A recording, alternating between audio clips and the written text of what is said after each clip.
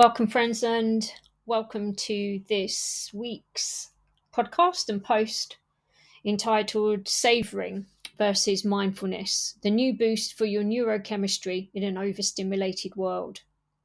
A hack to happiness, perhaps.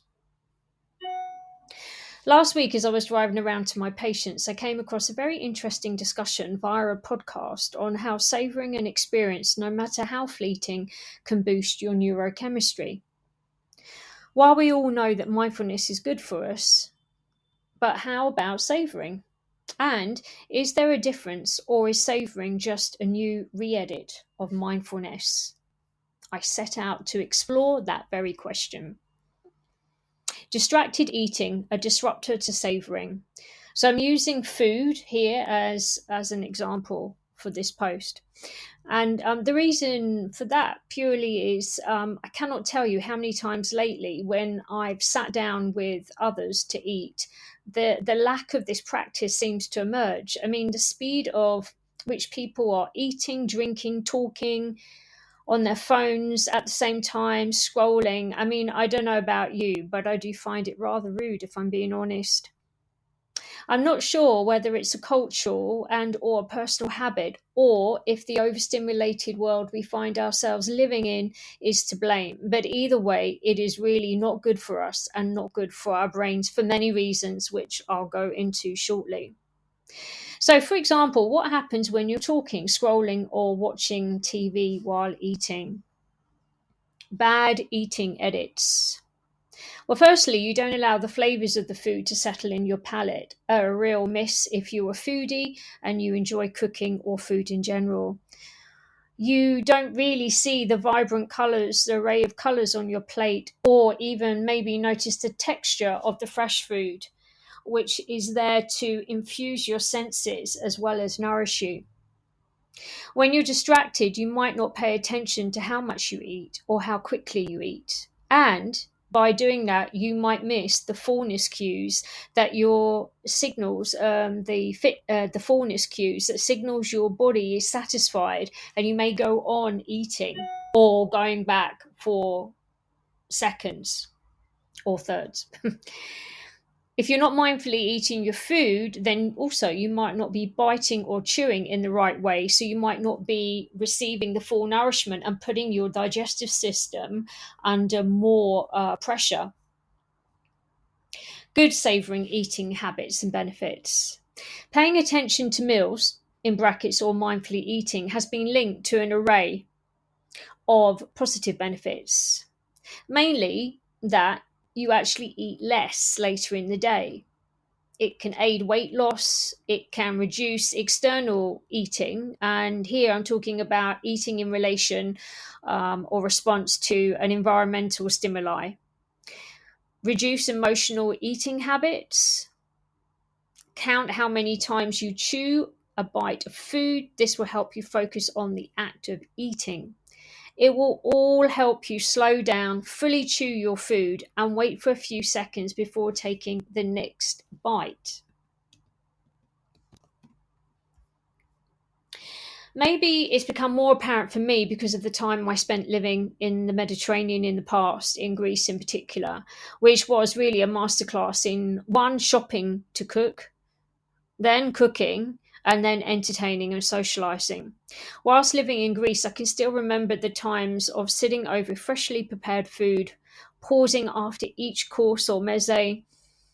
In other words, we were letting our food settle, even before we were drinking or speaking.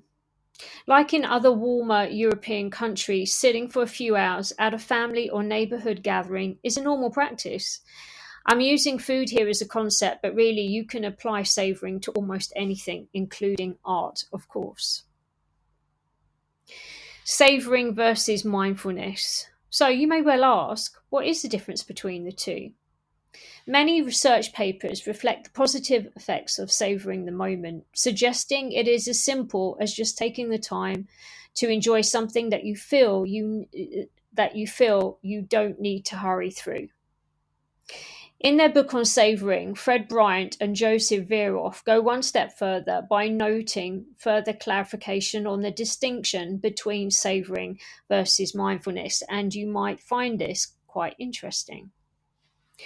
When people savor, they are too mindful of their experience, but their attention does not remain totally open to incoming or internal stimuli.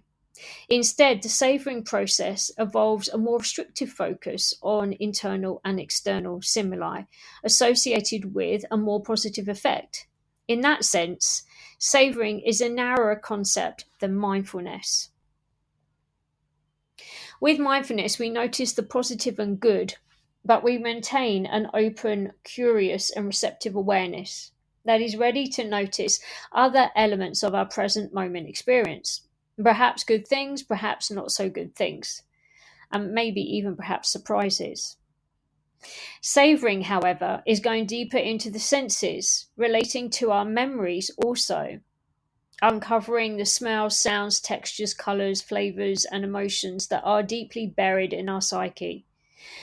When you savor, you amplify the art of appreciation or gratitude for the positive aspects of your experience or those positive memories from your past.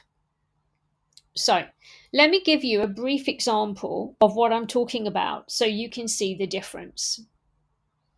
SALEMA'S mindfulness strategy. I am noticing the nature scene from my home on the water. I am attentive to my senses, my feelings, and my thoughts as I sit there, while also attentive to the myriad of details that surround me. I allow myself to feel whatever it is I'm feeling from moment to moment, exploring and noticing. Then, SALEMA'S savouring strategy. I notice the nature scene. I allow myself to be immersed in its beauty, the sounds, visual details, and pleasant smells. I take notice of something particularly positive, something that makes me feel good. It might be the sound of the gentle ripples of water on my back deck, or the wind hitting my wind chimes. I absorb myself in those details, and I notice any positive feelings present within me. I feel them fully as I enjoy the scene. I choose to stick with that positive emotion and appreciate how good it feels. The distinction here is that savouring occurs when we deliberately try to enhance the positive, to prolong a good experience. Yes, it does take mindfulness to get us to our senses of taste, or sight, or smell, or to even notice the good in the first place, but that's it. Mindfulness is noticing whatever is occurring in our attention, good, bad, or indifferent. Mindfulness is not about trying to keep the good there or trying to create the positive. Keeping the positive is where savoring takes over. So, now that I've clarified the difference, when was the last time that you really savored something? For a while, let's say for the past 2 years, I now realize that this is exactly what I've been doing. Somehow feeling different to mindfulness, in brackets, sometimes just the word can often put some people off. Therefore, savoring sounds less daunting and gives the impression that it is a practice of simplicity rather than getting caught up in the politics of how to do something just right. You know what I'm talking about.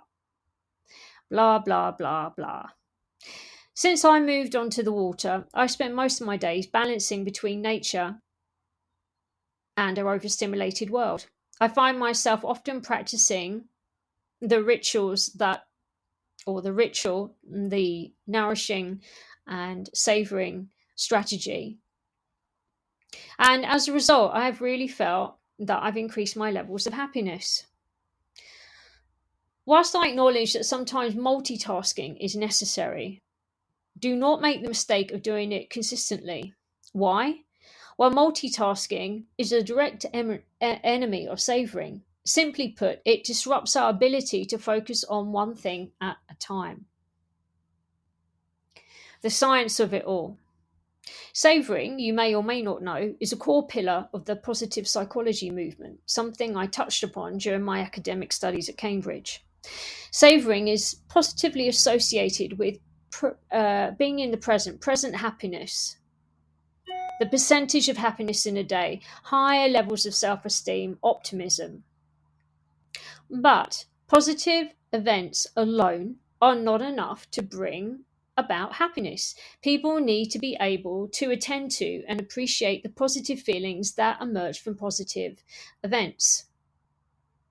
So, my question to end this mini podcast for you today is, so what will you savor more fully going forward? I've included on the written post on Substack, if you're listening to this on Apple Podcasts, the further reading, Savouring a New Model of Positive Experience by Bryant and Veroff. And it's quite an old study, but